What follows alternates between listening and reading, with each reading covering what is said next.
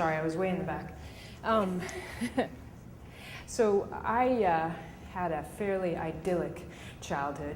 I was raised in a middle-class home. My parents are about to celebrate their 52nd wedding anniversary.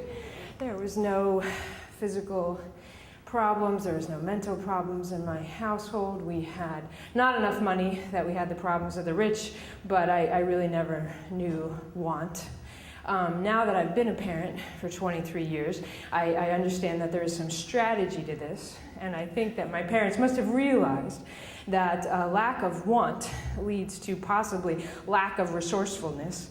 And so they developed a strategy to develop resourcefulness in myself and my two brothers, and it involved cars. So they weren't real big on gender roles, but my brothers both fixed up cars. I wasn't into that. So instead of fixing up cars, I got to drive the crappiest cars that we had, right? Which was good for me, right? So when I was in high school and I had a karate class that was in town where you had to parallel park, I always got to drive the 9-passenger van. Well, that was a problem. And it had no power steering, by the way, so you had to parallel park a 9-passenger van with no power steering, which was okay when you got there. Coming home, it was a little rough. But I learned about strength, and I learned to be good. And that was really good training for the next car that I got to drive when I was in college. Only when I needed it, but it was a Plymouth Volare. So a lot of you guys are probably too young to remember Ricardo Montalban and the Corinthian leather of the Volare. And the commercial, they sang Volare, and everybody had to sing that when they got in my car. So it was a great party car, but it had this one little quirk that if you run around the corner going left, randomly, it would die.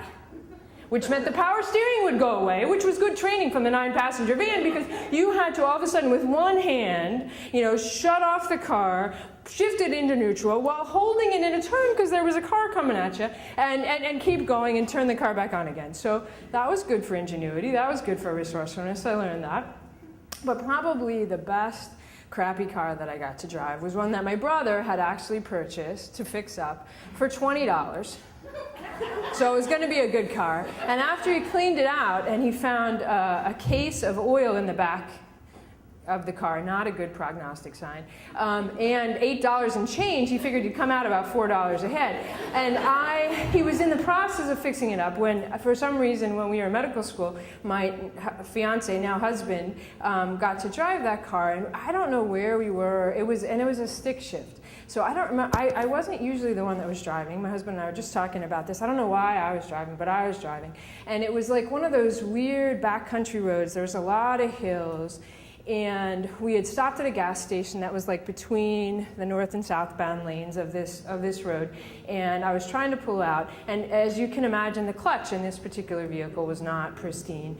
And I looked, and it was dark, and I pulled out, and I thought I had plenty of time, but I totally stalled the thing out going up a hill.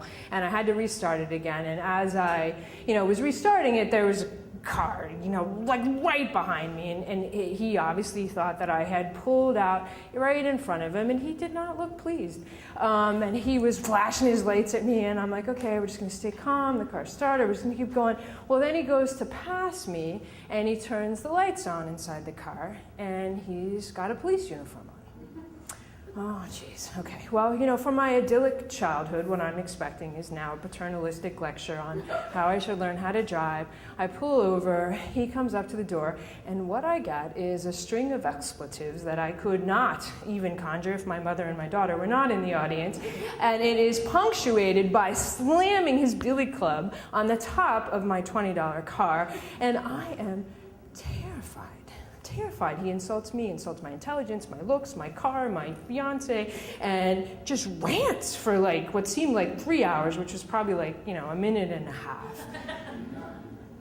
And then he walks away, and he gets back in his car, right? And I go from being terrified to that one time in my idyllic childhood, feeling the rage of the powerless. I had no idea where we were. I had no idea who he was. He wasn't in a police car. He was in a regular car. I had no recourse. And this man had screamed at me for what I thought was no reason. my Real Simple magazine, which is the source of all worldly knowledge for me, had a quote on it the other day that said, it's important how you tell your stories to yourself, right?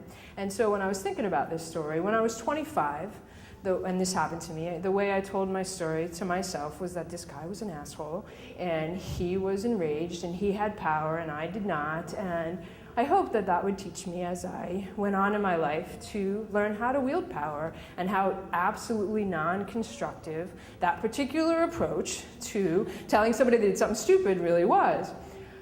But, as I'm 50, almost 51 now, I have 4 children and have been in multiple positions of power in my life. And especially with my children, been in a place that I was so enraged at their inability to see the consequences of their actions that I could have shuckened them and I could have cursed at them.